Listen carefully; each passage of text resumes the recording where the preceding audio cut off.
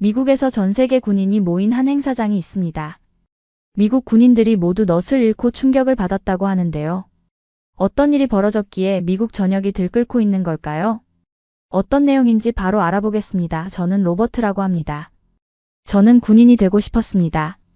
그것도 최전선에서 싸우는 전투병이요. 어렸을 때부터 군인 장난감을 모으고 전쟁 영화를 보며 자랐으니까요. 하지만 외할아버지 월터를 보면서 제 꿈은 조금씩 변해갔습니다. 로버트, 총을 드는 것보다 더 중요한 건 명예를 지키는 거란다. 외할아버지는 한국전쟁 참전 용사입니다. 다리에 총상을 입고 돌아오셨죠. 때때로 한밤중에 악몽에 시달리며 깨어나시는 모습을 봤습니다. 그럴 때마다 할머니는 조용히 물 한 잔을 건네며 옆에 앉아 계셨어요. 전쟁은 영웅을 만들지만 동시에 지울 수 없는 상처도 남긴다는 걸 어린 나이에 깨달았습니다. 대학 군사학과에 진학한 후 저는 전투부대 대신 의장대를 선택했습니다. 외할아버지의 눈빛이 환하게 빛나던 순간이었죠. 좋은 선택이다. 의장대는 국가의 얼굴이니까. 훈련은 생각보다 훨씬 힘들었습니다. 완벽한 정렬, 일사불란한 움직임, 그리고 무엇보다 절도 있는 총기 돌리기까지. 손바닥은 물집으로 가득했고 어깨는 늘 아팠습니다. 그래도 포기하고 싶지 않았어요. 같은 훈련을 받는 엘라와 친해졌습니다. 그녀는 저보다 한 학년 위였지만 의장대에서는 서로가 동기죠. 엘라는 언제나 제가 지칠 때 옆에서 힘을 주었습니다. 로버트, 네가 가장 멋진 의장대원이 될 거야. 넌 외할아버지의 피를 물려받았잖아. 그러던 어느 날 우리 부대에 초대장이 도착했습니다. 세계 의장 페스티벌에 미국 대표로 참가하라는 내용이었어요. 여러 나라의 의장대가 모여 각자의 기술과 전통을 선보이는 행사였습니다. 설레기보다는 왠지 모를 불안감이 먼저 찾아왔어요. 이게 우리의 첫 국제 무대네요. 지휘관이 말했습니다. 미국의 얼굴이 되어 최선을 다합시다. 출발 전날 저는 외할아버지께 손편지를 썼습니다. 외할아버지, 당신이 간 땅에 갑니다. 당신이 지켜낸 자유와 명예를 떠올리며 의장대의 임무를 다하겠습니다. 비행기를 타고 도착한 곳에서 여러 나라의 의장대를 만났습니다.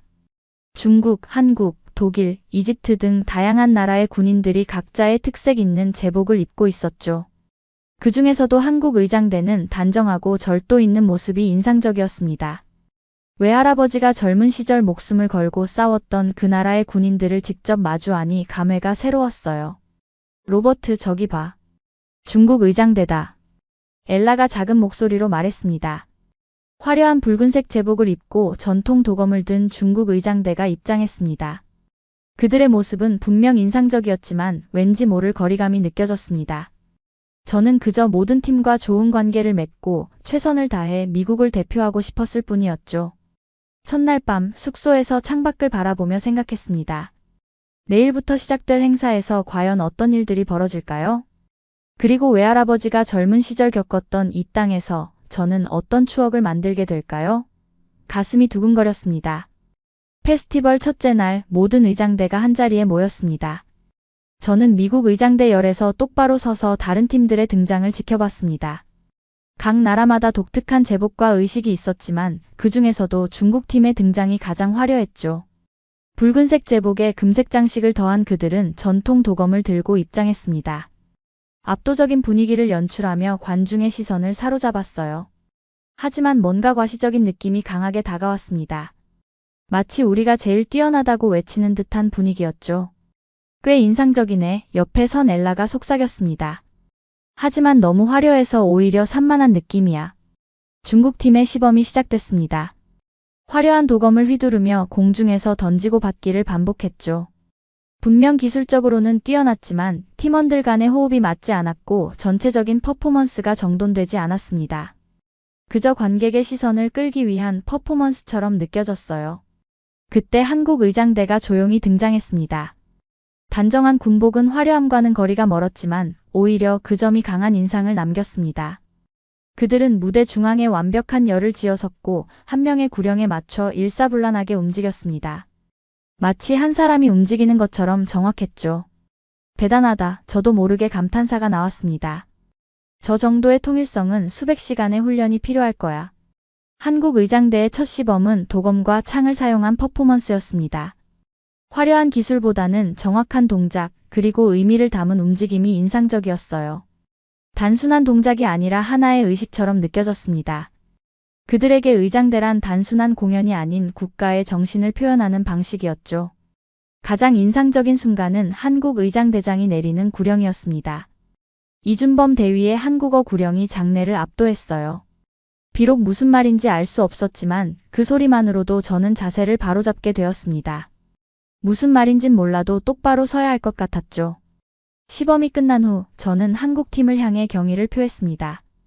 그들은 공손히 고개를 숙여 인사했고 저도 똑같이 응답했어요. 그 순간 저는 의장대란 국가 간의 언어를, 군인 간의 존경을 소리 없이 표현하는 방식이라는 걸 깨달았습니다.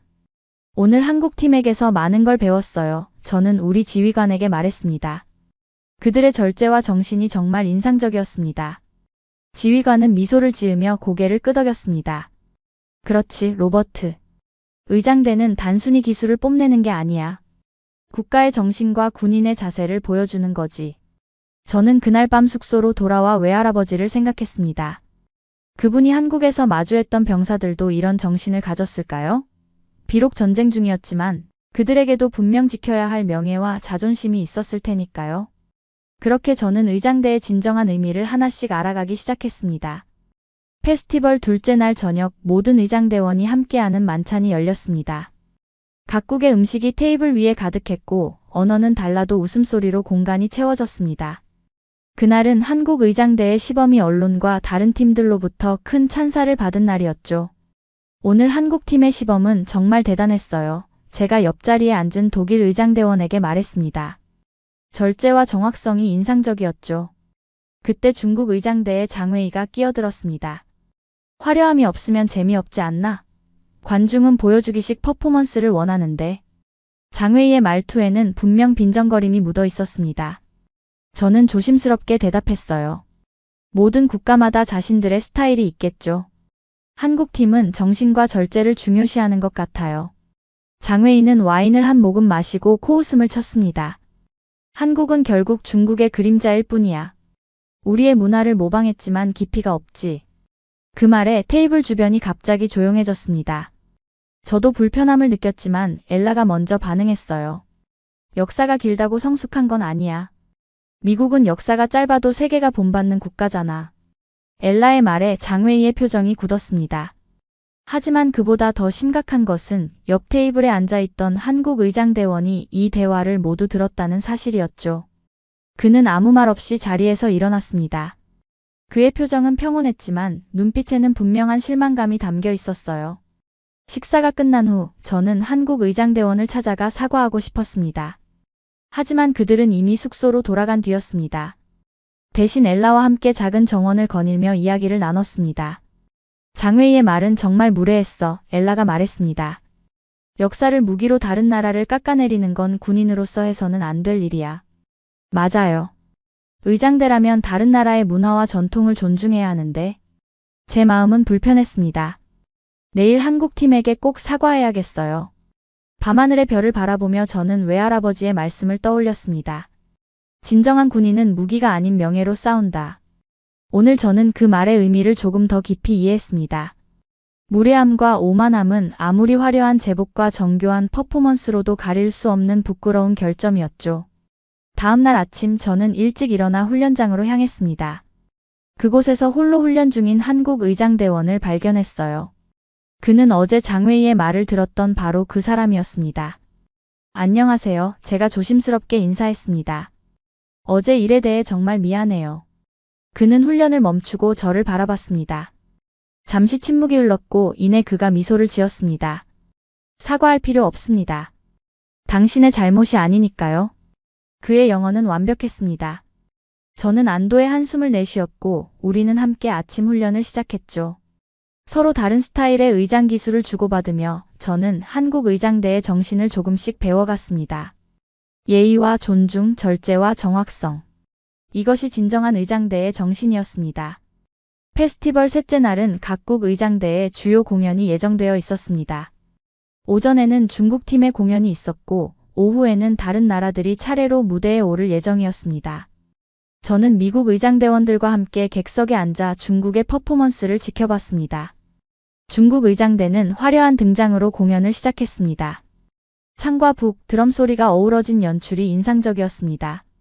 그들의 동작은 현란했고 기술적으로 뛰어났지만 어딘가 메시지가 없는 듯한 느낌이 들었습니다. 화려함만 있을 뿐 왜 그런 동작을 하는지, 어떤 의미가 담겨 있는지 전달되지 않았죠. 동작이 많긴 한데 왜 하는지 모르겠어. 엘라가 속삭였습니다. 그냥 화려하게 보이기 위한 것 같아. 관객들의 반응도 엇갈렸습니다. 중국에서 온 응원단은 열광적으로 환호했지만 다른 군인들과 일반 관객들은 다소 불편한 시선으로 지켜보고 있었어요. 마치 퍼레이드를 보는 듯한 느낌이었습니다. 군인의 절제나 명예보다는 쇼에 가까웠죠. 공연이 절정에 달했을 때 예상치 못한 일이 벌어졌습니다. 일부 중국 민간 지지자들이 바리케이드를 넘어 무대 근처로 몰려들었습니다. 그들 중 한 명이 저를 발견하고 다가왔습니다. 미국 의장대죠? 중국의 퍼포먼스가 세계 최고인 거 인정하세요? 그는 제 팔을 붙잡고 중국의 위대함을 강조했습니다. 저는 공손하게 대답했지만 그의 행동에는 불편함을 느꼈습니다. 다행히 보안팀이 신속하게 출동해 상황을 정리했지만 이 사건은 페스티벌 분위기를 다소 망쳐놓았죠. 멀리서 이 광경을 지켜보던 장외인은 체면을 잃은 듯 했습니다. 그의 표정에는 당혹감과 부끄러움이 공존했습니다. 아무리 화려한 퍼포먼스도 관객의 무례한 행동으로 의미가 퇴색될 수 있다는 걸 보여주는 순간이었어요. 공연이 끝난 후 저는 잠시 혼자만의 시간을 가졌습니다. 지금까지 본 여러 의장대의 모습을 떠올리며 진정한 의장대란 무엇인지 생각해봤죠. 화려한 퍼포먼스보다는 그 안에 담긴 정신과 마음가짐이 더 오래 기억에 남는다는 깨달음이 찾아왔습니다. 숙소로 돌아가는 길에 한국 의장대원들과 마주쳤습니다. 그들은 다음날 있을 자신들의 공연을 위해 연습을 마치고 돌아가는 중이었죠. 그들의 표정에는 피로함보다 확신과 자신감이 엿보였습니다. 내일 공연 기대하고 있어요. 제가 진심을 담아 말했습니다. 그들은 공손히 고개를 숙여 인사했습니다. 그 작은 동작조차 품위가 느껴졌습니다. 예의는 화려한 퍼포먼스가 아닌 일상의 작은 행동에서 드러난다는 걸 다시 한번 느꼈습니다. 그날 밤 외할아버지께 전화를 걸었습니다. 페스티벌에서 있었던 일들을 자세히 설명해 드렸어요. 외할아버지는 조용히 듣고 계셨습니다. 로버트, 진정한 의장대의 모습을 보고 있구나. 화려한 겉모습보다 그 안에 담긴 정신이 중요하단다. 내일 한국팀의 공연을 유심히 봐보렴. 외할아버지의 말씀에 저는 깊은 생각에 잠겼습니다. 다음날 있을 한국 의장대의 공연이 더욱 기대되었습니다. 페스티벌의 마지막 날 한국 의장대의 공연이 시작되기 전 관객석은 이미 사람들로 가득 찼습니다. 저는 최전열에 앉아 기대감에 부풀어 있었습니다. 불이 꺼지고 조용한 북소리가 울려 퍼졌습니다. 천천히 무대가 밝아지는 가운데 붉고 푸른 태극기를 든 기수가 먼저 등장했습니다. 태극기의 움직임은 마치 살아있는 생명체 같았습니다. 바람에 나부끼는 것이 아니라 의장대원의 완벽한 통제 아래 물결치듯 움직였습니다. 관객들은 숨을 죽인 채 그 모습을 지켜봤어요. 이어서 한국 의장대원들이 무대 위로 올라왔습니다. 그들의 등장에는 화려함이 없었지만 정제된 긴장감이 느껴졌습니다. 창, 총기, 칼, 그리고 부채까지 다양한 도구를 활용한 퍼포먼스가 시작됐습니다. 각각의 동작에는 분명한 의미가 담겨 있었고 관객들은 그 의미를 느끼며 감탄했습니다. 특히 인상적이었던 것은 모든 동작이 음악이나 구령 없이도 완벽하게 동시에 이루어진다는 점이었습니다. 마치 마음으로 서로를 연결한 듯한 일체감이 느껴졌습니다. 그들에게 의장대란 단순한 기술이 아닌 정신의 표현이었죠. 퍼포먼스의 절정에서 모든 의장대원이 무대 중앙에 모여 무릎을 꿇고 큰 절을 올렸습니다. 그 순간 관중석은 숨조차 멈춘 듯 조용했습니다. 큰 절은 단순한 동작이 아닌 존경과 예의의 표현이었고 그 진심이 관객들에게도 전해졌습니다. 저는 문득 그 예식이 저희 외할아버지와 같은 참전 용사들에게 보내는 인사처럼 느껴졌습니다. 한국 의장대가 전하고자 하는 메시지는 분명했습니다. 그들의 자유와 평화를 위해 싸운 모든 이들에 대한 감사였습니다. 공연이 끝나고 관객들은 기립박수를 보냈습니다. 저 역시 자리에서 일어나 뜨거운 박수를 쳤고 눈시울이 붉어지는 것을 느꼈습니다. 이것이 바로 진정한 의장대의 모습이었습니다. 화려한 기술보다는 마음을 움직이는 정신이 중요하다는 사실을 저는 깨달았습니다. 공연장을 나오는 길에 장웨이와 마주쳤습니다. 예상과 달리 그는 비웃음 대신 진지한 표정을 짓고 있었습니다. 인정할 건 인정해야겠지, 장웨이가 말했습니다. 오늘 한국팀의 공연은 정말 대단했어.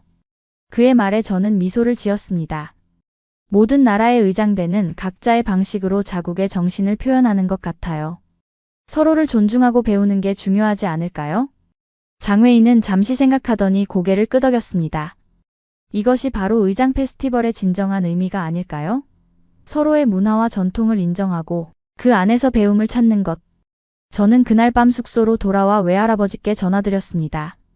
외할아버지, 오늘 한국 의장대의 공연을 봤어요. 마치 그들이 당신에게 경례를 올리는 것 같았습니다. 전화기 너머로 외할아버지의 깊은 숨소리가 들렸습니다. 그분도 제 말의 의미를 이해하신 것 같았습니다. 저는 그날 밤 창밖의 별을 바라보며 생각했습니다. 의장대란 단순히 군인의 기술을 보여주는 것이 아니라 국가의 정신과 감사의 마음을 전하는 방식이라는 것을요. 페스티벌이 끝나고 미국으로 돌아온 후 저는 곧바로 외할아버지를 찾아뵈었습니다. 월터 할아버지는 거실에서 저를 기다리고 계셨고 그분의 눈빛에는 항상 따뜻함과 동시에 어딘가 먼 곳을 바라보는 듯한 그리움이 담겨 있었죠. 로버트, 페스티벌은 어땠니? 할아버지가 물으셨습니다. 저는 소파에 앉아 모든 일을 설명해 드렸습니다. 특히 한국 의장대의 감동적인 퍼포먼스에 대해 열정적으로 이야기했죠. 할아버지는 조용히 듣고 계셨지만 한국 이야기를 할 때마다 그분의 눈빛이 달라지는 것을 느꼈습니다. 그들의 공연을 보면서 문득 생각했어요. 이 의식이 할아버지와 같은 참전 용사들에게 드리는 감사의 표현 같았다고요. 할아버지는 잠시 침묵하시더니 오래된 사진첩을 꺼내셨습니다.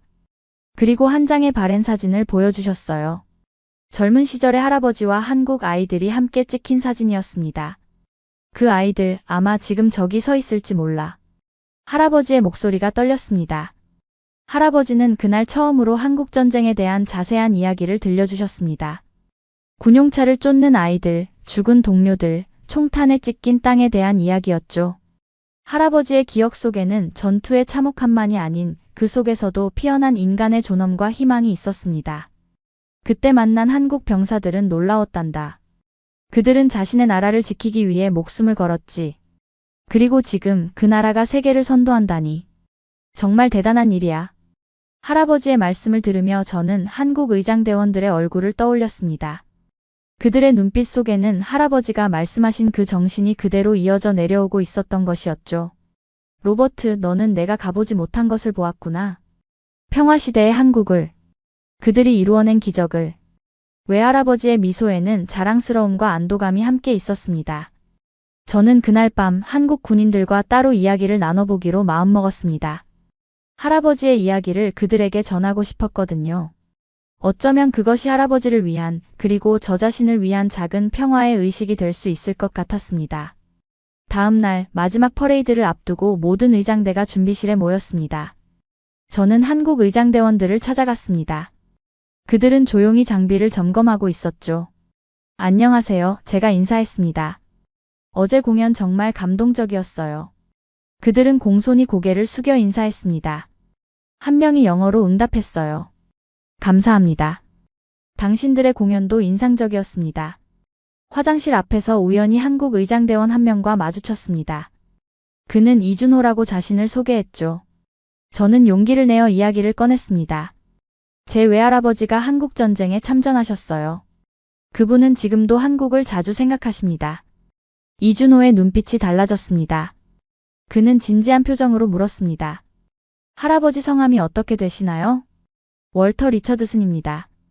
의무병으로 복무하셨어요. 이준호는 잠시 생각하더니 다른 한국 의장대원들에게 무언가를 말했습니다. 그들의 표정이 일제히 진지해졌어요. 이준호가 다시 저에게 물었습니다. 그분을 뵙고 싶습니다. 가능할까요? 저는 깜짝 놀랐습니다. 물론이죠. 하지만 왜? 이준호는 미소를 지으며 말했습니다. 우리에게 참전용사는 매우 특별한 분들입니다. 우리 지휘관에게 말씀드릴게요. 얼마 후 한국 의장대의 지휘관인 이준범 대위가 저를 찾아왔습니다. 그는 정중하게 말했습니다. 로버트 씨, 참전용사이신 할아버지께 저희가 정식으로 경의를 표하고 싶습니다. 가능하다면 내일 뵙고 싶습니다. 저는 감격스러워 외할아버지에게 전화했습니다. 외할아버지, 누가 뵙고 싶답니다. 많아요. 굉장히 많습니다. 전화기 너머로 할아버지의 놀란 목소리가 들렸습니다. 누구? 한국 의장대원들이요. 내일 정식으로 뵙고 싶대요. 잠시 침묵 후 할아버지는 떨리는 목소리로 대답하셨습니다. 그래. 오랜만에 정장을 입어봐야겠구나. 전화를 끊고 이준범 대위에게 돌아가 방문이 가능하다고 전했습니다. 그는 진지하게 고개를 끄덕였습니다. 감사합니다. 내일 아침 9시에 준비하겠습니다. 그날 밤 저는 묘한 떨림을 느꼈습니다. 단순한 의장대 페스티벌이 이렇게 깊은 의미를 갖게 될 줄은 몰랐습니다. 문화와 역사 그리고 인간적 연결의 순간이 펼쳐지고 있었습니다. 다음 날 아침 외할아버지의 집 앞에 도착했을 때 이미 한국의장대원 전원이 완벽한 도열 자세로 서 있었습니다. 구령도 없이 모두가 일직선으로 정렬해 있는 모습이 인상적이었습니다. 그들은 정복을 입고 있었고 손에는 의장도를 들고 있었죠. 저는 외할아버지를 휠체어에 태우고 천천히 밖으로 나왔습니다. 할아버지는 정장을 입고 가슴에는 참전 메달을 달고 계셨습니다. 그 순간 모든 의장대원이 일제히 총기를 도복했습니다. 구령 없이도 모든 동작이 완벽하게 일치했죠. 이준범 대위가 앞으로 나와 영어로 말했습니다. 월터 리처드슨님, 저희는 대한민국 국군 의장대입니다. 오늘 이렇게 뵙게 되어 영광입니다. 할아버지는 감격의 말을 잇지 못하셨습니다. 그때 모든 의장대원이 동시에 총기를 내려놓고 큰 절을 올렸습니다. 이준범 대위의 목소리가 울려 퍼졌습니다. 선생님의 희생에 경의를 표합니다. 외할아버지의 눈에서 눈물이 흘러내렸습니다. 저도 눈시울이 붉어졌습니다. 옆에 선 엘라조차 울고 있었습니다. 이것은 단순한 의식이 아니었습니다. 70년의 시간을 뛰어넘어 이어진 감사와 존경의 표현이었습니다. 할아버지는 떨리는 손으로 경례를 하셨습니다. 비록 몸은 약해졌지만 그 순간만큼은 다시 젊은 군인이 된 듯 했습니다. 저는 할아버지의 눈에서 자부심과 감동 그리고 평화를 보았습니다. 갑자기 한국 군악대가 합류해 고향의 봄과 어메이징 그레이스를 연주했습니다. 두 나라의 음악이 어우러지는 순간 저는 진정한 화합이 무엇인지 깨달았습니다. 언어와 문화는 달라도 서로를 향한 존경과 감사의 마음은 국경을 초월한다는 것을요. 마지막으로 이준범 대위가 소리 높여 구령을 내렸습니다. 정렬, 격리. 모든 의장대원이 완벽하게 격리했습니다. 할아버지도 저도 엘라도 함께 경례로 화답했습니다. 그 순간 모든 것이 하나로 연결된 듯 했습니다. 과거와 현재, 미국과 한국, 그리고 전쟁과 평화. 행사가 끝난 후 저는 엘라에게 속삭였습니다. 나는 저 나라를 꼭 가볼 거야. 약속이야. 엘라는 미소를 지으며 대답했습니다. 같이 가자. 우리 형제 나라잖아. 우리는 한국 의장대와 함께 기념사진을 찍었습니다. 그 사진 테두리에 이준범 대위가 직접 쓴 문장이 새겨졌습니다. 기억은 국경을 넘고 감사는 세대를 잇는다. 할아버지는 그 사진을 품에 안고 집으로 돌아가셨습니다. 그분의 얼굴에는 오랜만에 보는 평온함이 깃들어 있었습니다. 구독과 좋아요 부탁드리며 그러면 더욱 감동적인 다음 사연으로 넘어가겠습니다. 한국은 과거에 집착하는 나라입니다. 미래를 향해서 나아갈 생각이 전혀 없네요. 그러니까 2등 민족인 거지요. 삼성도 1등을 못하고 자동차도 늘 뒤처지잖아요. 이제 삼성 현대 다 합쳐도 시총으로 도요타는 못 이긴다니까요. 독일의 컨퍼런스에서 여러 의견들이 나오고 있는데요. 여기서 한 자동차 전문가가 입을 열자 모두가 경악하게 되는데요. 오늘의 사연은 독일인 자동차 전문가 덱스 씨의 사연입니다. 안녕하세요. 자동차 전문가 덱스이라고 합니다. 단조로운 비행기 엔진 소리가 태평양을 가로질러 집으로 날아가는 동안 제 생각은 계속해서 혼란스러움의 연속이었어요. 창밖으로 달빛이 비치고 있는 구름들을 바라보며 지난 몇 주 동안의 일들을 되돌아보았습니다. 저는 일본 도요타와 한국 현대자동차의 글로벌 본사와 시설을 방문하며 깨달음을 얻은 몇 주를 막 마무리했어요. 전략적 방향성을 평가하기 위해 파견된 자동차 산업 컨설턴트인 저는 이번 방문을 통해 아시아의 두 주요 자동차 제조업체의 사고와 운영에 대한 귀중한 내부자들의 시각을 얻을 수 있었죠. 공장의 연구실 구석진 사무실 조립. 라인에 이르기까지 저는 기술 변화의 중요한 순간에 엔지니어링 및 경영진과 함께 했어요. 공장 견학 인터뷰 파워포인트 프레젠테이션 패스트 트랙에서의 주행거리 기록 등으로 하루하루가 꽉 차 있었죠. 두 회사 모두 새로운 혁신을 선보이고 싶어하는 저를 따뜻하게 맞이해 주었습니다. 그러나 그들은 제가 최근 전 세계 언론의 헤드라인을 장식하고 소비자 신뢰를 흔들었던 스캔들에 대해 비판적인 시각을 가지고 왔다는 것도 알고 있었죠. 저는 방문 기간 동안 어려운 질문을 주저하지 않았어요. 일본에서는 도요타의 데이터 위조 사태를 깊이 파고들어 수십 명의 직원들을 인터뷰하며 수십 년 동안 은폐가 가능했던 문화적 시스템적 문제를 파악할 수 있었어요. 효율성, 원활한 팀워크, 권위에 대한 존중 등 오랫동안 지속되어 온 도요타 방식에 대한 강한 압박이 수년 동안 많은 사람들을 눈감게 만든 것이 분명했죠. 짙은 안개처럼 눈에 보이지 않는 문제들이 너무 오랫동안 해결되지 않고 방치되어 있었습니다. 반면에 저는 현대자동차에 빛나는 한국 신사옥에서 무공해 자동차 자율주행, 택시 하늘을 나는 자동차 등 미래에 대한 대담한 비전을 들을 수 있었어요.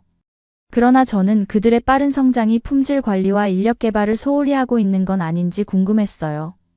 그들의 야망이 제대로 된 토대 위에 세워졌는지는 시간이 지나면 알 수 있겠죠. 두 나라에서 보낸 시간은 기업에 대한 통찰력 외에도 수십 년간의 역사에 의한 한일 간의 긴장 또한 여전하다는 점을 강조하고 있었어요. 수십 년이 지났지만 그 상처는 여전히 생생하게 느껴졌고 사과와 배상 과거사 인정에 대한 논란은 오늘날까지도 계속되고 있었죠. 도쿄를 떠나기 직전 저는 일본인 동료인 스스무 씨를 사무실 근처의 붐비는 이자카야에서 만나 저녁 식사를 했습니다.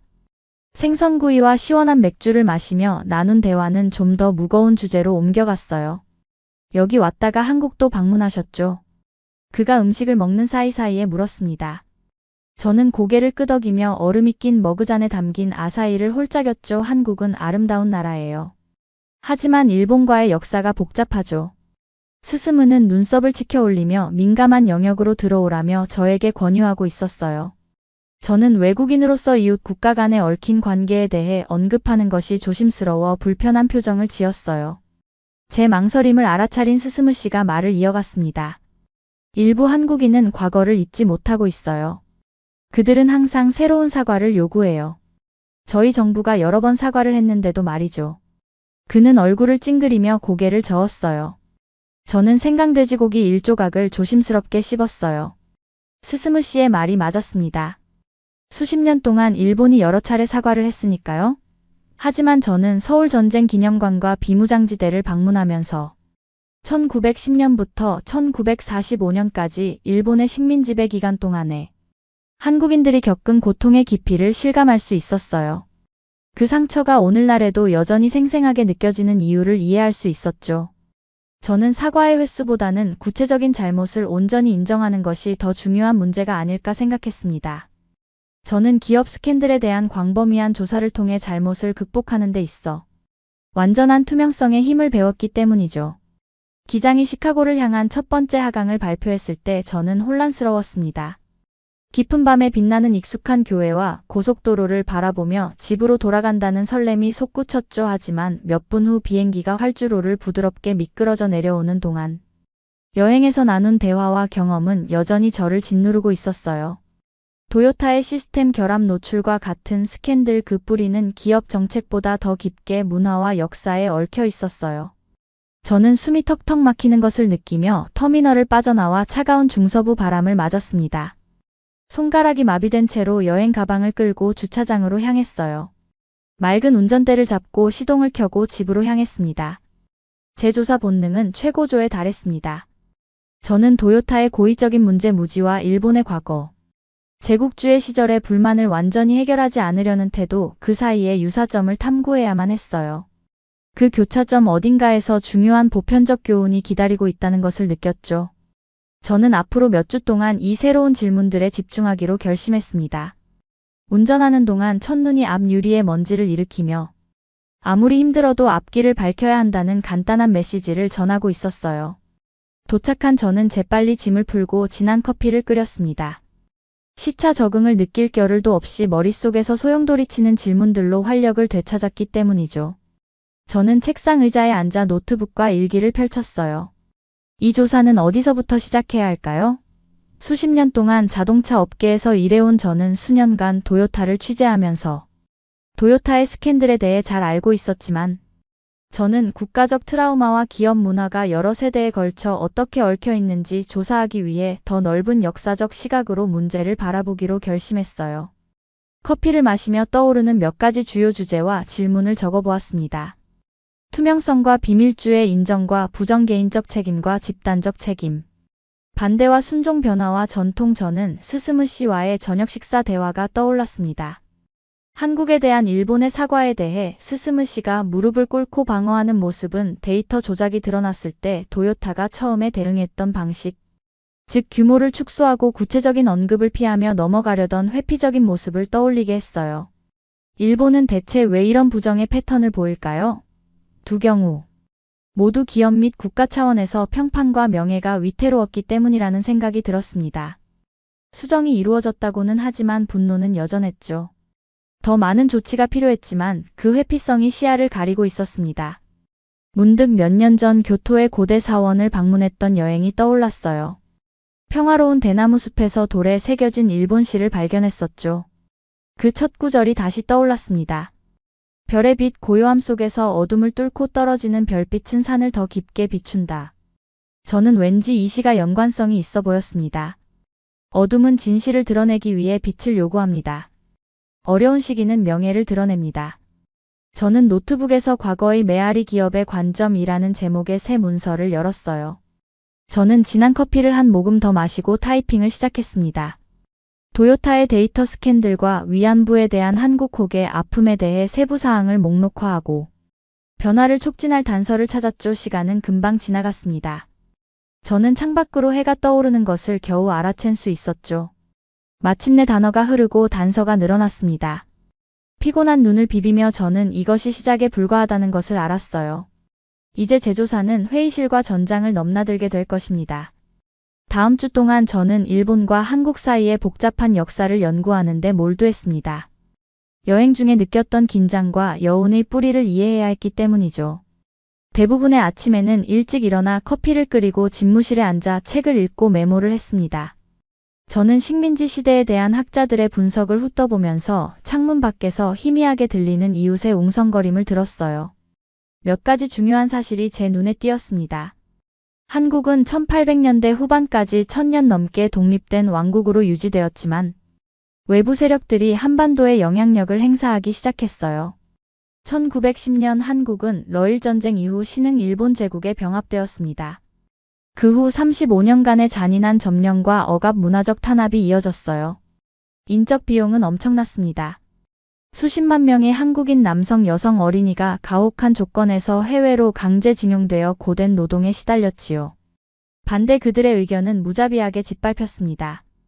일본어가 국어가 되었고 교과서에서 한국 문화는 지워졌습니다. 정체성을 없애기 위해 한국인의 성씨마저 일본식으로 바꾸었어요. 그러나 가장 어두운 유산은 한국 여성들이 일본 군대 위안부로 노예화되었다는 점입니다. 아시아 전역에 걸쳐 최대 20만 명에 달하는 여성들이 대부분 10대 소녀들이 공포의 정권 아래서 조직적으로 끌려갔죠. 그중 많은 이들이 살아남지 못했습니다. 전쟁이 끝난 후에도 수십 년 동안 이 여성들과 한국인들의 트라우마는 수치심과 국가의 증언, 탄압으로 인해 숨겨져 있었어요. 그들의 경험은 인정받지 못한 채 역사에서 지워지고 말았죠. 두 나라가 전쟁의 폐허를 딛고 일어서는 동안에도 이 고통스러운 과거의 진실은 그림자 속으로 완전히 가려졌습니다. 1990년대에 들어와서야 첫 생존자들이 용기를 내어 증언하기 시작하면서 더 많은 사람들의 의식이 깨어나기 시작했죠. 일본의 법적 책임을 인정하는 법원 판결이 나왔지만 배상금은 여전히 미미한 수준이었습니다. 사과문이 발표되었지만 모호하고 누락된 표현이 많다는 비판을 받았죠. 구체적인 내용을 직시하는 것을 꺼려하여 냉정한 이해는 방해받았고 적절한 참회가 무엇인지에 대한 정치적 긴장이 일상적으로 발생했습니다. 이 모든 것은 제가 회사에서 목격했던 일들을 바탕으로 깊은 공감을 불러일으켰습니다. 투명성이나 제도적 변화가 없는 모호한 인정은 시간이 지날수록 공허하게 들렸죠. 그렇다면 어떻게 사회적으로 치유가 일어날 수 있을까요? 어스름한 빛 속에서 저는 어수선한 책상 앞에서 몸을 뒤로 젖히고 타는 듯한 눈을 감았습니다. 제 머릿속에는 제가 너무도 잘 알고 있는 위생적인 기업의 이중적인 말투와 함께 점령과 노예 제도의 끔찍한 세부 사항들이 함께 소용돌이치고 있었어요. 회피를 위한 무지가 고통스러운 진실보다 진정 더 위안이 될 수 있을까요? 일본의 산업과 제국주의 구조는 본질적으로 과거의 죄를 마주하는 것에 저항하는 것일까요? 그 패턴은 섬뜩하게 일치하는 것 같았어요. 통찰력이 커지면서 무력감도 함께 찾아왔습니다. 여러 세대에 걸친 집단적 트라우마의 엄청난 규모에 직면해 있는 상황에서 이러한 굳건한 부정을 풀기 위한 겨우 하나의 목소리가 어떤 역할을 할 수 있을까요? 낙담의 순간은 휴대폰 벨소리에 의해 깨지게 되었습니다. 흘끗 보니 서울에 있는 노벨평화센터에서 보낸 이메일이 와 있었어요. 화해에 관한 자료를 요청하는 이메일을 보냈더니 친절하게도 답장을 보내주었죠. 회복적 정의의 전통과 역사적 기억 치유에 관한 링크를 훑어보면서 제 전망은 밝아졌습니다. 열린 마음과 공감하는 호기심을 가지고 겸손하게 나아가면 언제나 갈 길이 나타났죠. 노트북을 닫고 간단한 식사를 준비하기 위해 주방으로 향했습니다. 제 머릿속은 사실과 공포스러운 이야기로 가득 차 있었어요. 저는 이 모든 것을 처리할 시간이 필요했습니다. 그 다음 주 동안 저는 일부러 화면을 보지 않고 대신 음악을 들으며 긴 산책을 하고 가끔 라디오 들었습니다. 오래된 다슨 240집 컨버터블을 타고 도로를 따라 구불구불한 드라이브를 하며 마음을 정리했죠. 무의식이 작동하도록 내버려 두자 조각들이 천천히 합쳐졌어요. 저는 기업과 국가적 트라우마가 교차하는 지점에서 세 가지 중점 분야를 확인할 수 있었어요. 첫째, 투명성과 인정 세부 사항은 매우 중요하며 계속 부인하는 것은 진전을 방해할 뿐입니다. 고통스러운 진실이라도 회피보다는 낫다는 것을 알 수 있었죠. 둘째, 시스템과 문화 문제가 있는 태도들을 검토하지 않고 방치하면 결국 여러 세대에 걸쳐 지속됩니다.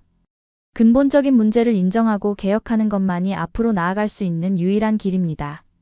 셋째, 인류애를 연결 양극화된 갈등의 이면에는 항상 공통의 희망이 있습니다. 공통점과 상호 이해에 초점을 맞추는 것이 평화의 씨앗이죠. 여전히 한 가지 부족한 부분이 있다는 것을 알 수 있었어요. 이러한 관계를 온전히 인간화하려면 화해의 길을 걸어온 사람들의 이야기를 직접 들어야 한다는 것을 깨달았죠. 그들은 어떻게 의심과 분노를 극복하고 새로운 유대감을 형성할 수 있었을까요? 배울 준비되어 있는 저에게 분명 가르쳐줄 선생님들이 기다리고 있을 것이라고 생각했어요. 확신이 커진 저는 서울로 가는 비행기를 예약했습니다. 이 일은 지성뿐 아니라 연민도 필요한 일이었기 때문이죠. 마음을 열어야만 감히 말할 수 있었어요. 열심히 짐을 챙기며 내리는 눈이 어떻게 저를 빛으로 이끌었는지 되돌보았어요. 이제 빛을 만날 때가 왔습니다. 인천공항에 도착해 비행기에서 내린 저는 뜨거운 여름 공기를 들이마셨습니다. 저는 과거의 지속적인 영향과 치유에 대한 희망을 더 잘 이해하기 위해 한국으로 돌아왔어요. 서울은 폭염이 기승을 부리고 있었지만 저는 얼른 거리로 나가고 싶었어요. 화해와 기억이라는 단체에서 저와 대화를 나눌 수 있는 자리를 마련해 주었습니다. 이 단체는 수십 년간의 분쟁 이후 인간성 회복을 위해 헌신해온 학자활동가 일반 시민들과 저를 연결해 주는데 도움을 주었어요. 인터뷰는 때때로 가슴을 아프게 했지만 계속해서 저에게 큰 힘이 되었습니다. 저는 오랜 억압으로 인해 쌓인 깊은 슬픔과 분노인 한이라는 개념에 대해 배울 수 있었어요.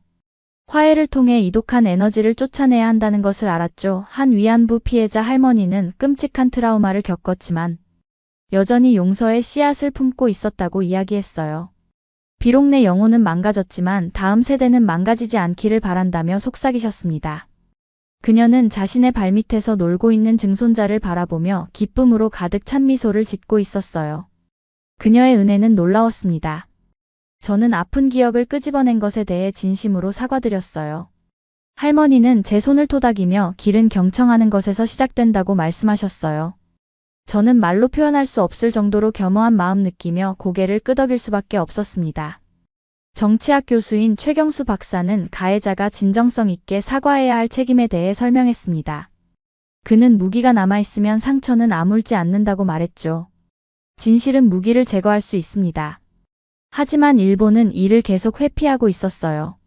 최경수 교수는 얄팍한 정치적 사과에 좌절했지만 그는 양국 학생들 사이의 자발적 교류에서 희망을 발견했어요. 그 속에서 그는 과거가 미래로 나아가는 것을 보았다고 했습니다. 저는 점령기를 극화한 뮤지컬 공연에 참석했어요. 씁쓸한 주제였지만 일본인 반 한국인 반으로 구성된 관객들은 평화롭게 공연장을 빠져나왔죠. 연설이 할 수 없는 것을 예술이 전달하고 있었습니다. 갈비와 소주로 푸짐한 식사를 하면서 새로운 친구들은 현대 한국의 활기를 보여주고 싶다며 저에게 홈스테이를 제안했어요. 그들의 따뜻함과 환대에는 악의는 전혀 없었고 오직 함께한 짧은 시간을 빛내주는 인간애만이 존재하고 있었어요. 세대에 걸쳐 지속되는 악순환의 고리를 끊을 수 있는 방법은 무엇일까요? 저는 그 열쇠는 사람들을 불편함 속에서 빛으로 인도하는 용기 있는 리더십에 있다는 것을 깨달았어요. 이와 관련하여 제 머릿속에 김대중 전 대통령의 이름이 계속 떠올랐어요. 그는 엄청난 역경과 희생을 극복하고 당장의 정치를 넘어 평화의 미래를 바라보며 라이벌과의 화해를 옹호했죠. 그는 이러한 선구적인 리더십을 인정받아 2000년 노벨 평화상을 수상했어요. 저는 그가 공감 선견지명 도덕적 용기 등 이 극단의 시대에 필요한 특성을 구현한 영감을 주는 인물이라는 생각이 들었습니다. 더 많은 리더들이 그의 입장이 된다면 얼마나 많은 증오가 해소될 수 있을까요? 저는 그의 도서관과 박물관이 서울에 있다는 사실에 놀랐습니다. 마지막 날 저는 그의 삶을 반영하는 전시물을 둘러보았어요. 그러다가 이런 말이 떠오르더군요. 평화는 다른 사람의 얼굴을 보는 데서 온다 가슴을 찌르는 단순하지만 날카로운 말이었어요. 비인간화는 서로를 진정으로 볼 때 사라집니다. 저는 고요한 정원에 한참 동안 앉아 사색에 잠겼어요. 이 여정을 시작한 이후 제시하는 산업에서 역사의 흐름으로 확장되었습니다. 하지만 이해를 통해 두려움과 증오를 극복해야 한다는 인간의 과제는 변하지 않았죠. 기업이든 국가든 저희의 운명은 묶여 있습니다. 과거의 죄를 숨기는 것은 불신을 낳을 뿐이며 개방성만이 진보를 위한 길을 열어줍니다. 그리고 사람들이 마음과 마음을 연결할 때 변화는 뿌리를 내리죠. 다음날 집으로 돌아오는 비행기에서 창밖의 구름이 삼봉우리의 생생한 그림을 만들어내고 있는 것을 보았어요. 저는 그것을 마지막 교훈으로 받아들였습니다. 거대한 상승에서 오는 인내심을 말이죠. 제 의무는 어느 정도 해결책을 찾았지만 제 작업은 이제 막 시작되었음을 느꼈어요. 역사적 상처를 치유하려면 저희 모두가 각자의 위치에서 진실을 높이고 어둠에 맞서고 빛을 반사해야 해요. 그 긴 여정은 한 발자국의 움직임에서 시작됩니다. 깨달음을 얻은 여행을 마치고 집으로 돌아온 저는 제가 배운 교훈을 정리하고 공유하고 싶었어요. 제 역할은 기업과 역사적 화해의 유사점을 강조하고 새로운 길을 옹호하는 것이라는 것을 분명하게 느꼈죠. 저는 진실에 직면하기 기업 스캔들과 역사적 기억 이라는 제목의 공개 세미나 시리즈를 기획하기로 결정했어요. 저는 저희 시대의 중요한 사건들을 연결하여 대화를 촉진하고 싶었어요. 초대장 조사 계획 등으로 정신없이 몇 주가 지나갔습니다. 드디어 첫날 저녁이 되었고 저는 단위에 서서 학생 전문가 은퇴자 등 다양한 사람들이 모인 모습을 바라보았어요. 이제 연설할 시간이었습니다. 저는 도요타의 데이터 조작 스캔들에 대한 맥락을 설명하면서 부드럽게 시작했어요. 회사 브랜드에 대한 경쟁심과 자부심이 어떻게 문제를 숨기도록 만들었는지 설명했죠. 수년에 걸쳐 어떻게 부정이 습관이 되었는지에 대해서 말입니다. 많은 사람들이 고개를 끄덕이며 자신의 조직에서도 비슷한 패턴을 발견했다고 말했어요. 내 문화는 종종 어려운 진실에 직면하는 것을 회피합니다. 라고 한 여성이 말했어요. 동의의 웅성거림이 이어지기 시작했죠. 맞아요. 그리고 도요타의 경우처럼 결국 그 격차가 너무 커지면 진실은 그 자체의 무게로 무너집니다. 라고 제가 말했습니다. 유일한 해결책은 고통스럽지만 투명성뿐이에요. 저는 정치 영역으로 넘어가 일본 제국주의가 아시아 전역에서 저질렀던 인권 유린에 대해 설명했어요. 그들이 실행했던 공식 사과가 과거를 온전히 인정하는데 얼마나 부족했는지, 해결되지 않은 트라우마가 한국 문화의 여러 세대에 걸쳐 어떻게 스며들었는지. 여러분은 두 영역에서 이러한 회피의 순환이 지속되고 있는 이유는 무엇이라고 생각하십니까? 제가 물었죠. 회의실은 생각에 잠긴 듯 조용해졌어요. 한 대학생이 말했습니다. 시스템 전체가 문제인데 아무도 개인적 책임을 느끼지 않습니다. 다른 학생들도 그 발언에 동의했죠. 저희는 기관과 국가의 분산된 책임의 본질에 대해 논의했습니다. 한 사업가는 또 다른 이유를 제시했습니다. 진실을 직시한다는 것은 행동도 해야 한다는 것을 의미하는데 그에 비해 외면하는 것이 더 쉽기 때문이죠. 중요한 것은 진실은 항상 노력을 필요로 한다는 것이었죠. 저는 김대중 대통령의 비전을 공유했는데 그것은 저희가 공유하는 인간성에 호소함으로써 정치적 분열을 초월한 것이었습니다. 지도자가 사람들의 용기와 연민에 호소하면 진전이 일어날 수 있다는 것이었죠. 마지막으로 저는 조직과 커뮤니티를 정직으로 이끄는 데는 우리 모두의 역할이 있다고 강조했어요. 작게 시작하되 어딘가에서 시작하는 것의 중요성에 대해서 말입니다. 진실은 사람들이 일어설 때 느리지만 확실하게 드러난다는 것을 전했어요. 세미나는 제가 상상했던 것보다 훨씬 더 수월하게 진행되었어요. 청중들은 여러 영역의 유사점과 교훈을 명확하게 이해했죠. 대화를 통해 이슈가 생생하게 살아났습니다. 저는 1년의 후속 세미나를 계획했습니다. 구조개혁, 문화변화, 사과의 윤리, 시민사회, 역할 등 다양한 관점을 탐구하면서 각 세미나마다 깊은 울림을 줄 수 있다는 것을 느꼈어요. 저는 사람들이 이러한 주제에 대해 얼마나 사려 깊게 참여하는지를 보면서 감동했어요. 다양한 연령과 배경을 가진 사람들이 모였기 때문에 더 넓은 관점으로 토론이 풍성해질 수 있었죠. 5번째 세미나가 시작되자 낯익은 얼굴들이 좌석을 가득 메운 것을 볼 수 있었어요. 개방적이고 존중하는 대화를 통해 어려운 문제를 풀어나가기 위해 노력하는 지속적인 커뮤니티가 형성되었어요. 일부는 산업의 쇠퇴를 국가적 위신 하락과 연관시키기도 했습니다. 대학생들은 현대의 가치와 과거에 대한 의무에 대해 고민했죠. 한국 이민자들은 가슴 아픈 가족 이야기를 나누며 역사를 생생하게 되살려 주었어요. 성찰과 공유의 이야기 속에서 벽이 무너지기 시작했습니다. 사람들은 통찰력과 이상을 모아 기업과 사회가 나아갈 길을 밝혀주었어요. 마치 한 줄기 빛이 모여 더 큰 무언가를 촉발하는 느낌이었죠. 마지막 날 저녁 저는 감정이 북받쳐 오르는 것을 느끼며 그룹 앞에 섰습니다. 조사 여행으로 시작된 여정이 진정한 인간관계와 발전이라는 그 이상의 것으로 바뀌었으니까요. 저는 열린 마음으로 이 여정에 동참해준 모든 분들께 감사함을 전했어요. 이러한 주제에 대해 논의하는 시간은 끝났지만 저희는 각자 다른 영역에서 대화를 나눌 수 있도록 통찰력을 이어나갈 것입니다. 작은 발걸음은 중요했어요. 선미라는 여성이 다가와 제 손을 꽉 잡았습니다. 계속 이야기를 전해주세요. 그녀가 말했어요. 저희를 하나로 모으기 위해서는 더 많은 사람들이 분열을 넘어야 한다고 생각해요. 저는 그렇게 하겠다고 약속했어요. 이메일 주소를 주고받고 작별 포옹을 하는 사람들을 보면서 저는 미소를 참을 수 없었습니다. 저희가 함께 만든 공간에서 벽이 무너졌어요. 사람들이 서로를 향해 마주한다면 화해는 가능했습니다.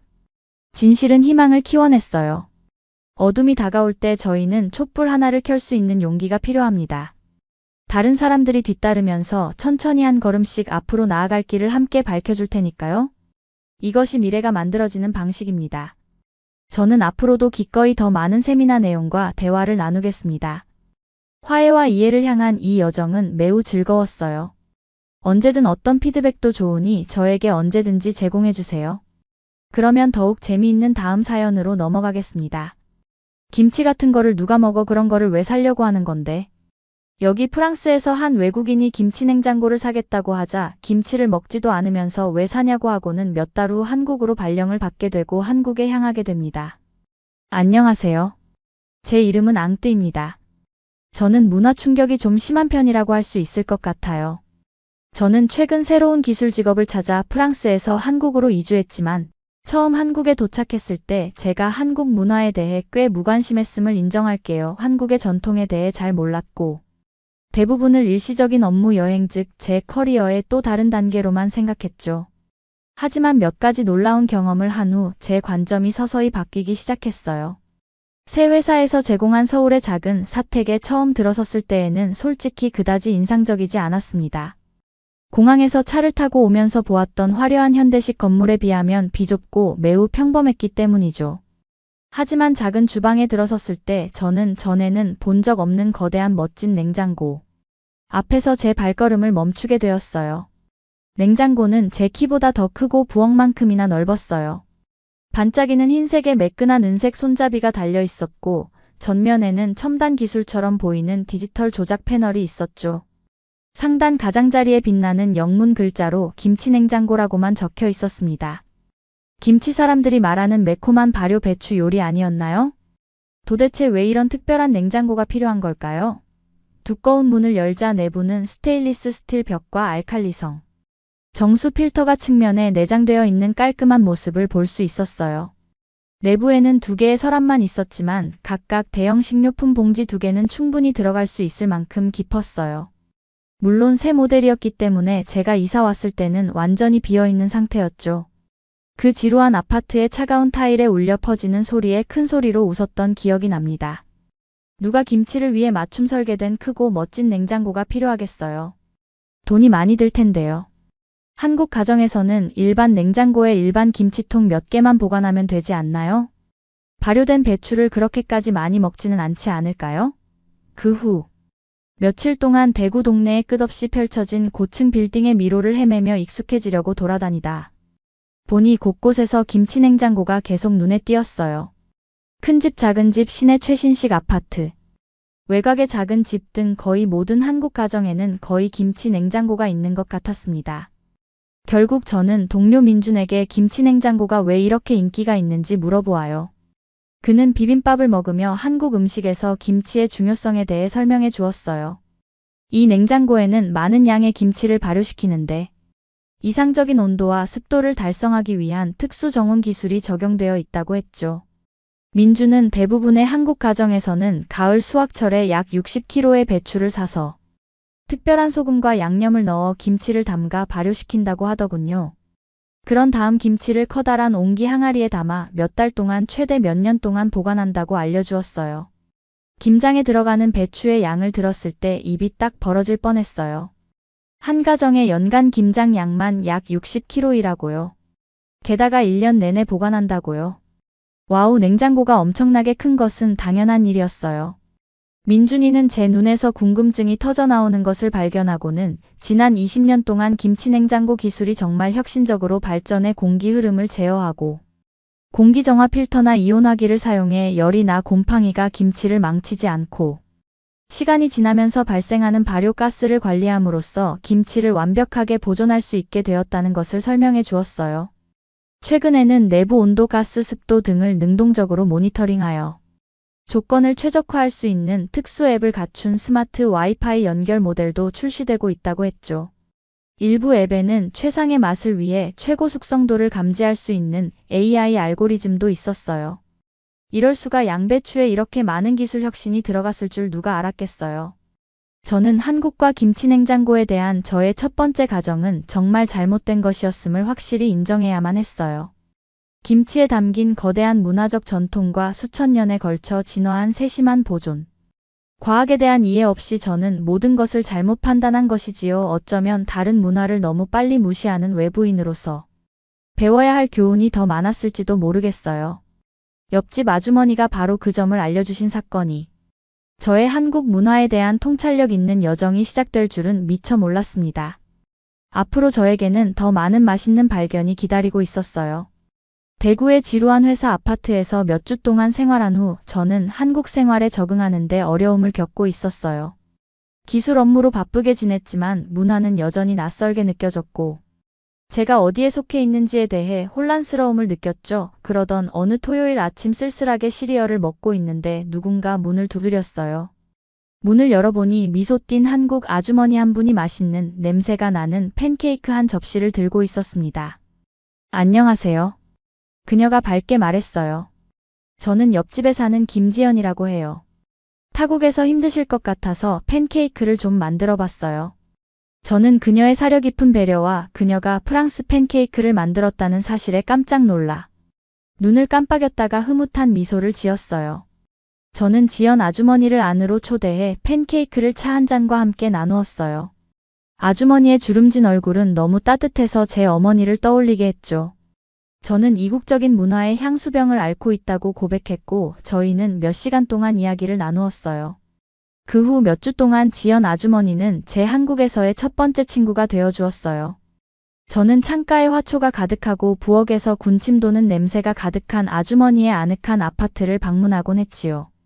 아주머니는 외국인인 제가 헷갈려하는 한국말과 예절을 가르쳐 주었어요. 덕분에 저는 한국에 대한 걱정이 조금씩 사라지는 것을 느꼈습니다. 어느 가을날 지연 아주머니는 김장 준비를 도와달라고 저에게 요청했어요. 저는 그녀가 거의 70kg에 달하는 배추를 4자루나 사오는 것을 보고 깜짝 놀랐어요. 아주머니가 김치 가게를 여시는 걸까요? 아니요. 아주머니는 웃으며 김장은 겨울을 대비해 대량으로 김치를 담그는 연례 전통이라고 설명해 주셨어요. 순간 어디에서나 보았던 김치 냉장고가 떠올랐어요. 그 거대한 냉장고를 가득 채운 것이 바로 이것이었죠. 아줌마의 집으로 돌아왔을 때 그녀의 멋진 흰색 김치. 냉장고가 거실에 눈에 띄게 진열되어 있는 것을 볼 수 있었어요. 부엌의 모든 곳은 새빨간 고추장 절인 해산물 마늘 생강이 김치의 맛을 내기 위해 쌓여 있었어요. 시작하자 아주머니가 말했어요. 저는 그녀가 무거운 양배추를 소금에 절이고 불린 다음 냄비에 안에서 다른 재료들과 함께 손으로 섞는 방법을 보여주는 것을 멍하니 지켜보았어요. 그녀의 바닥은 매콤한 빨간색 혼합물 더미로 덮여 있었죠. 그 냄새는 매운 듯 하면서도 강렬했어요. 저희는 김치를 담그며 이야기를 나눴습니다. 하루 동안 아줌마로부터 한국 음식에 대해 많은 것을 배웠어요. 세심한 발효과학 건강상의 2.1해 동안 가장 좋아하는 김치를 준비하는 데 반영된 어른에 대한 깊은 문화적 존경심 등 말이죠. 마지막 남은 배추파 김치를 반짝반짝 빛나는 냉장고에 넣을 때 저는 성취감을 느낄 수가 있었어요. 그 후 몇 주 동안 저는 매일 아줌마를 방문해 항아리에서 발효 중인 배추를 확인했어요. 그 풍경과 냄새 맛은 정말 대단했어요. 오래된 김치는 완벽하게 신맛이 나고 기포가 생기면서 멋져졌어요. 갓 담근 김치는 여전히 매콤하고 아삭했죠. 왜 그렇게 정성을 다해 담그셨는지 알 수 있었어요. 한국인에게 김치는 단순한 배추가 아니라 그들의 문화유산이었어요. 지연 아주머니 덕분에 한국의 음식 전통에 대한 통찰력을 얻을 수 있었어요. 하지만 그보다 다른 문화를 이해하지 못한 채 섣불리 판단하는 이방인으로서 마음을 여는 법을 배웠죠. 매콤한 김치와 신비로운 냉장고가 제가 전혀 예상하지 못했던 스승이 되어줄지 누가 알았겠어요. 이제는 저도 거의 한국인이 된 것 같아요. 이것은 이 땅이 저에게 가르쳐준 것의 시작에 불과했어요. 앞으로 더 많은 문화적 경이로움이 기다리고 있었죠. 한국에서 생활한 지 벌써 1년이 넘었다는 사실이 믿기지 않아요. 처음 기대에 부풀어 여행 가방을 들고 한국에 도착했을 때와는 많은 것이 변했죠. 그때만 해도 저는 한국을 야심찬 기술 커리어의 또 다른 복잡한 정류장 정도로만 생각했었어요. 하지만 지연 아주머니는 서울의 화려한 도시 풍경에 복잡하게 얽혀있는 놀라운 문화에 눈을 뜨게 해주셨어요. 효율적인 고속열차나 매끈한 철제 고층 빌딩들이 줄지어 서 있는 것 외에도 한국에는 눈을 돌리면 예상치 못한 구석구석에 풍부한 유산이 숨어 있었어요.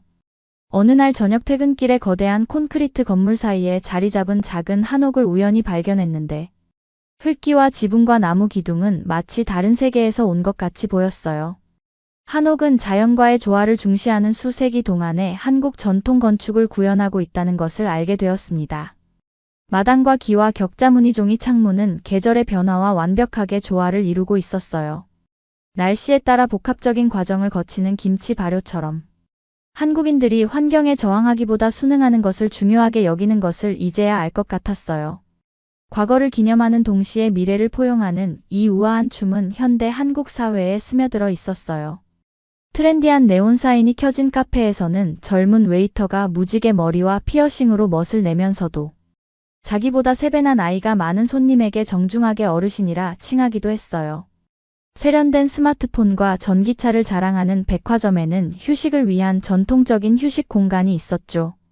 저는 어느 날 오후 그 유명한 발효 배추로 김치전을 만드는 법을 배우면서 아주머니에게 제가 관찰한 것을 이야기했어요. 끈적끈적한 매운 김칫솔을 만지느라 손이 빨갛게 달아오른 아주머니는 자신의 문화에 대한 저희 통찰력에 고개를 끄덕였죠. 아주머니는 혁신은 탄탄한 기반과 이전 것에 대한 존중 없이는 이루어질 수 없어요. 라고 말하며 그 균형의 상징인 자신의 반짝이는 김치 냉장고를 자랑스럽게 손짓하며 말했어요. 스마트 터치스크린 디스플레이는 분리되어 있었고 휴대폰으로 발효 설정을 제어할 수도 있었죠. 하지만 내부에서는 대대로 내려오는 김치가 숙성되고 있었어요. 아줌마는 김치 냉장고 자체가 수십 년 동안 한국 가정의 요구를 수용하면서 음식 전통을 보존하기 위해 함께 진화했다고 설명해 주었어요. 1990년대 초기 기본 모델은 아파트 거주 증가에 따라 시원한 온도를 안정적으로 유지하는 데 중점을 두었습니다. 하지만 세대를 거듭하면서 김치를 대량으로 담그는 일이 노동 집약적으로 변하면서 습도 및 가스 제어 발효 최적 시간을 위한 자동화, 개별 사용자의 선호도를 학습하는 인공지능 등 새로운 기능들이 추가되었어요. 아주머니는 현재 소유하고 있는 첨단 와이파이 모델을 통해 작은 도시 주방에서 매년 겨울 수백 파운드의 배추를 효율적으로 준비할 수 있게 되었죠. 아주머니는 여전히 모든 배추를 직접 손으로 정성스럽게 버무리는 것을 고집하며 아주머니의 레시피를 저에게 전수해 주었어요. 기술 속에 담긴 그 인간적인 손길이 참으로 한국적이라는 것을 깨달았습니다. 매콤한 묵은지와 함께 부글부글 끓는 전을 한 입 베어 물며 저는 감탄하며 눈을 감았어요. 이 복합적인 맛은 한국의 반짝이는 현대적 표면 아래 숨어있는 조화로운 아름다움에 대한 감사를 표현하고 있었죠. 서울에 머무는 동안 많은 한국인들과 함께 식사를 하고 대화를 나누면서 이러한 통찰은 더욱 깊어졌어요. 매일 아침 손수 채소 반찬을 만든 후 태블릿 컴퓨터를 꺼내던 어린이집 아줌마들과 친해졌어요. 휴대폰만 붙들고 살다가 제가 아주머니의 레시피로 김치찌개를 끓여주자 향수병에 걸린 젊은 인턴도 있었죠. 길거리에서는 아주머니와 아저씨들이 추억의 과자를 가득 담은 카트에서 전자제품을 함께 팔고 있었습니다. 반짝이는 실험 주방에서는 과학자들이 3D 프린터를 이용해 완벽한 식감의 한우를 대량 생산하는 방법을 연구했지만 어머니의 손맛을 재현할 수 없는 기술이 걱정스럽기도 했죠. 미래형 냉장고에서 발효된 양배추가 과거를 존중하는 동시에 미래를 혁신하는 지혜를 열어줄 줄 누가 알았을까요? 저는 이러한 조화가 한국 문화를 독특하고 아름답게 만든다는 것을 깨달았습니다. 서울 생활 4년 차에 접어들면서 서울이라는 도시가 저에게 가져다준 개인적인 변화에 대해 놀라움을 느끼곤 했어요. 프랑스에서 작은 여행 가방 2개와 오만한 생각으로 가득 찬 채 처음 한국에 도착했을 때만 해도 저는 한국을 그저 커리어의 디딤돌로만 생각했죠. 이 야심찬 기술 개발자가 기업 사다리를 오르는 과정에서 정복해야 할 또 하나의 복잡한 아시아 국가일 뿐이었어요. 하지만 지연 아주머니와 같은 훌륭한 선생님들이 길러주신 개방성을 통해 한국 문화의 놀라운 깊이가 서서히 제게 드러나기 시작했어요. 처음에는 고층 빌딩과 분주한 사람들의 단조로움으로만 치부했던 한국이 결국 제 안에서 매끈한 현대적 풍경 속에 녹아든 풍부한 유산으로 다시 피어났지요.